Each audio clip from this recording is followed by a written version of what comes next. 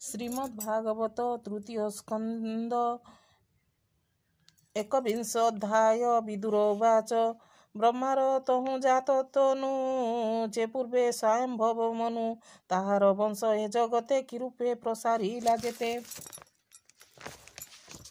स्वयंभवुर दुई पुत्र उत्तान पाद प्रिय व्रत तेज प्रचंड से विराजे सप्तदीप महामही पुंजे तार दुहिता अनुपम ताहार देवहूति नाम कर्दम तार निज पति तिनि भुवने देवहूति सेवा करई अनुव्रते जे धर्म पतिव्रता मते स्वामी स्वभावे षड भागे ताहार पुत्र जेते गर्भे जन्मिले कहम ग्रते भमुनि दया जे बेचिते से महाज्योति मुनि बर आकृति संगते विहार दक्ष जे ब्रह्मपुत्र थिले प्रसूति कन्या विवाह हेले से ब्रह्मासुत ऋषि वर जोग साधने निर्विकार मुनि दुहिता पति पाई केबे हे संग न छाड़ई। मैत्रोवाच कर्धम राई वेद वर बइले तू सृष्टि कर ब्रह्मांक ज्ञान आज्ञा घेनी सिरे मिलिला सरस्वती तीरे घोर तपरे निमजिला शुण जेते तप कला देवंक युत बरसे बसिला आत्मार विश्वासे तप समाधि क्रीड़ा जोगे निश्चल भक्ति अनुरागे तार समीपे ऋषिकेश तक्षणे होइले प्रकाश शुक्ल शरीर शून्य मार्गे जे रूप होई सत्य जुगे शबद ब्रह्म रूप धरी तेज आदित्य नुहेश्वरी भुवन पंडुरिक दल सुंदर अलका कपल विराजे वस्त्र परिधाने सिद्ध मुंड जे स्वभावन विराजे वस्त्र परिधान सिद्ध मुंड जे स्वभावन किरीट कुंडल विराजे शंख कमल गदा साजे चक्र विराजे दक्ष करे तेजिण दश दिगपुरे स्मित धर रंग बेनी विराजे निज तेज घेनी सुंदर हासमन मोहे कोटि कंदर्प रूप सोहे गरुड़ कंध्यार हण अमूल्य रत्न विभूषण सुरंग अनुग्रह मुखे देखते हरे भव सुरंग अनुग्रह मुख देखते हरे भव दुख ब्रह्मा बरसे तपश्रमे जे रूपे बहे उपश्रमे श्रीवत्स चिन्ह हृद साजे कौस्तभ मणिकंठ माझे शून्य मंडले विष्णु देखी उठिला आसन उपेक्षी रोमहर से कले बर नयने पुरे अश्रु जल कर अंजलि देई माथे दंड प्रमाण भूमि गते आनंदे पुरे मनोरथ अंतरे हुए गतागत आनंद पुरे मनोरथे अंतरे हुए गतागते भोनाथ तोर दर्शन निर्मल कला नयन जे रूपे देखिबार अर्थे जोग साधंती मुनि सन्थे भोनाथ तुम्बर चरणे जीवर परम कारणे तो पाद पद्माश्रा करी भव सागरु जाती तरी ए भाव छाड़िए संसारे विषय सुख आश्रा करे नरक जाती सेही मते से तोते पाइबे केमते सेही प्रकारे मन मोर कल्पई विषय आगोचर तोर आदेश सृष्टि धर्म कल्पित गृहस्थ आश्रम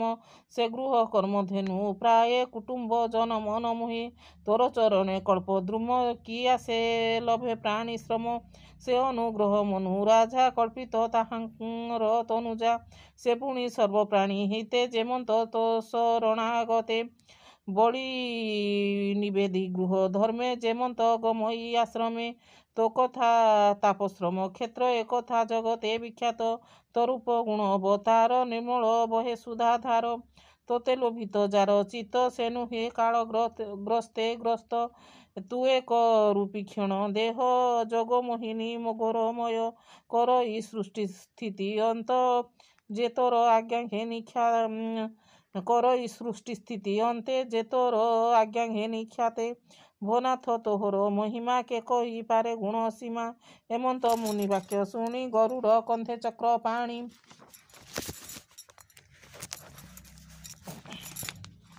ज्योति स्वरूप शून्य थाई कहती मुनि मुख चाहि श्री भगवान उवाच शुण प्रजापति सुत मुहि जाणई तोर चित तू जेणु पूजी मो चरण कल्पिलु सृष्टिर कारण तू एबे सावधाने शुण कहिबा तहिर कारण तो पूर्वे पद्मजोनि तनु स्वयंभू स्वयंभव मनु ଏ ବ୍ରହ୍ମା ବଂଶେ ରାଜା ହୋଇ ଭୁଞ୍ଜନ୍ତି ସପ୍ତଦୀପାମୟୀ। ତାହାର ସତ୍ୟ ରୂପା ନାରୀ ସ୍ୱରୂପେ ଲକ୍ଷ୍ମୀ ରୂପେଶ୍ୱରୀ। ସେ କଦିନେ ମତେ ରୂପେ ଦେଖିବାର ଅର୍ଥେ ଏତର ସମୀପେ ସାକ୍ଷାତେ ମିଳିବେ ବେନିଦିନ ଅନ୍ତେ। ତାର ଦୁହିତା ଦେବହୂତି ରୂପେ ସମାନ ନୁହେଁ ରତି। ତାର ବୟସ ରୂପ ଗୁଣେ ଅପରେ କେ ଅଛି ପ୍ରମାଣେ। ତୋ ରୂପ ଅତି ମନୋହର କି ତାହା ଅନୁରୂପେ ବଳ। ସେ କନ୍ୟା ସମର୍ପିବ ତତେ ଯେ ବିଧି ବିଧାନ ଉକତେ। ତୁ ମତେ ଚରଣେ ଚିତ୍ତ ଦେଇ ଯେତେ ବରଷ ତପ ଧାଇ। ନିରତେ କଲୁ ଆତ୍ମା ଯୋଗ ବିଶ୍ୱ ତତ୍ତ୍ୱ ଅନୁଭବ। ମନୁ ଦୁହିତା ତାର ଅଙ୍ଗେ ନିରତେ ଅଛି ଅନୁରାଗେ। ସେ ତୋର ତୁଲେ କରି ଭାବ ସ୍ୱତରେ ଗର୍ଭ ପ୍ରସରିବ। ତୋର ସଙ୍ଗତେ ତାର ବୀର୍ଯ୍ୟ ବା ପ୍ରତ୍ୟକ୍ଷ ଉପଜେ। ରୂପ କି ଦେବା ଅନୁଭବ ହୋଇବ ଅନୁଗତ ନାମ। ତୁ ଯେ ମୋହର ଭାବ ଧରି ଆତ୍ମା ଇତର ପ୍ରୟ କରି। ଅଶେଷ ଭୂତେ ତୋର ଦୟା ତୋତେ ନ ଲାଗେ ବିଷ୍ଣୁ ମାୟା। ଆତ୍ମାରେ ଜଗତ ଆବରି ତୁ ଯେ ମୋହର ଭାବ ଭରି। ତପସାଧିଲୁ ଚିରକାଳେ ମୋହର ସଂସାର ଉଲ୍ଲଳେ। ଏଣୁ ମୁଁ ପୋଷିତ ବୀର୍ଯ୍ୟ ସ୍ୱଭାବେ ବିଷ୍ଣୁ ମହାତେଜେ। ତୋହର ହେତୁ ମୁଁ ସମ୍ଭୂତ ହୋଇବି ଦେବହୂତି ସୁତ। ଏମନ୍ତ କହି ମୁନି ଆଗେ ହରି ଗମିଲେ ସ୍ୱର୍ଗ ମାର୍ଗେ। ମିଳିଲେ ବିନ୍ଦୁ ସରୋବରେ ନିର୍ମଳ ସରସ୍ୱତୀ କୂଳେ।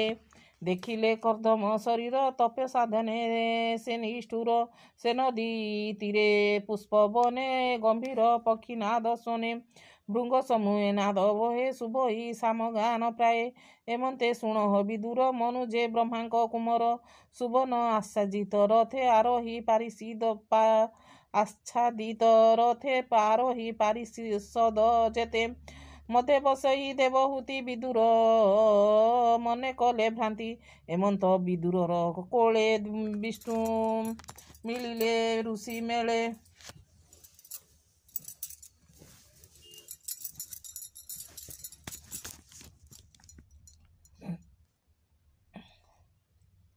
ଦେଖି ତାହାର ଭକ୍ତି ଭାବ ତନୁ ପୁଲକେ ପଦ୍ମନାଭ।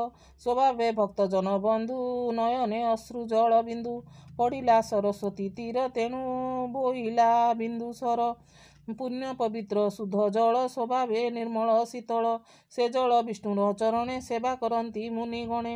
ପୁଣ୍ୟ ପବିତ୍ର ବୃକ୍ଷ ଡାଳେ ନାଦ କରନ୍ତି ପକ୍ଷୀ ମେଳେ।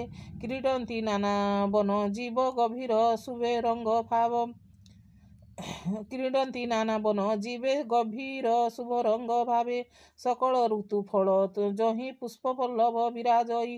ଶତମୟୂର ଯୂଥ କୋକିଳ ଭାବ ସୁଲଳିତ। କଦମ୍ବ ଚମ୍ପକ ଅଶୋକ ନାଗେଶ୍ୱର ଯେ କୁରୁବକ। କରଞ୍ଜ ଅସନ କୁନ୍ଦ ମନ୍ଦାର ଚ୍ୟୁତବନ। ସାରସ ଚକ୍ରବାକ ବାଣୀ ଅତି ଗମ୍ଭୀର ପରିମାଣୀ। ଗୟଳ ସଲଭ କୁଞ୍ଜର କୁରଞ୍ଜ ହରିଣ ଶୂକର। ବାନର ଗୋଲାଙ୍ଗୁଳ ସାଜେ ବକୁଳ କସ୍ତୁରୀ ବିରାଜେ। ସେ ତୀର୍ଥ ବରେ ଆଦି ରାଜା ରଥେ ମିଳିଲେ ମହାତେଜା। କଳତ୍ର ଦୁହିତା ସମିତେ ପ୍ରବେଶ କଲା ରତ୍ନ ପଥେ। ଦେଖିଲା ମୁନିଙ୍କ ବଦନ ସ୍ୱଭାବେ ତେଜ ହୁତାସନ। ସ୍ୱଭାବେ ଘୋର ତପ ବଳେ ସୁନ୍ଦର ଶରୀର ବିରାଜେ। ବିଷ୍ଣୁ ଜନ୍ମିବେ ତା ଶରୀରେ ସୁନ୍ଦର କେତେକ ମାତରେ।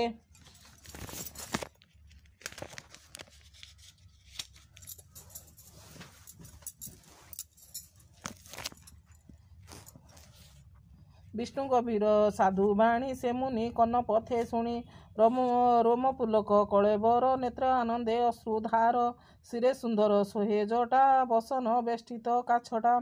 ଶ୍ୱାନ ଶୂକର ସୋହେ ଗାତ୍ରେ ହାସର ପ୍ରାୟ।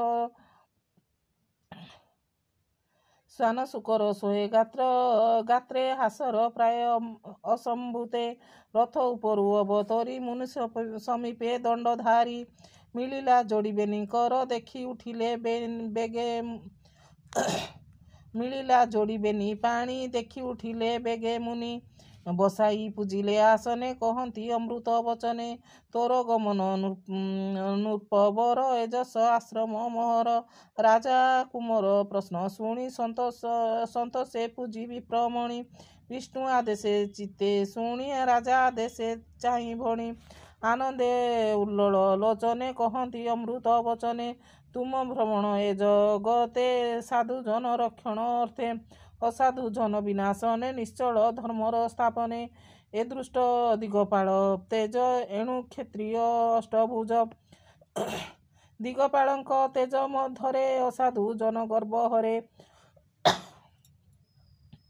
ଘୋର ଗର୍ଜନ ଅନ୍ୟ ଭାବେ ଉଦଣ୍ଡ ସ୍ୱର୍ଗ ମତ ଗର୍ବେ ବେଷ୍ଟିତ ଚତୁରଙ୍ଗ ବଳ ତ ଭ୍ରମ ବନି ମଣ୍ଡଳ ସୁଜନ ପ୍ରାୟ ତେଜ ଧରି ଗିରି କାଞ୍ଚନେ ବ୍ରହ୍ମଚାରୀ ଶତ୍ରୁ ବିନାଶେ ଅବଧାନ ରାଜାର ଧର୍ମ ଏ ସମାନ ଏହା ନ କରି ଯେବେ ଘରେ ସୁଖେ ଶୟନ ନିଦ୍ରା କରେ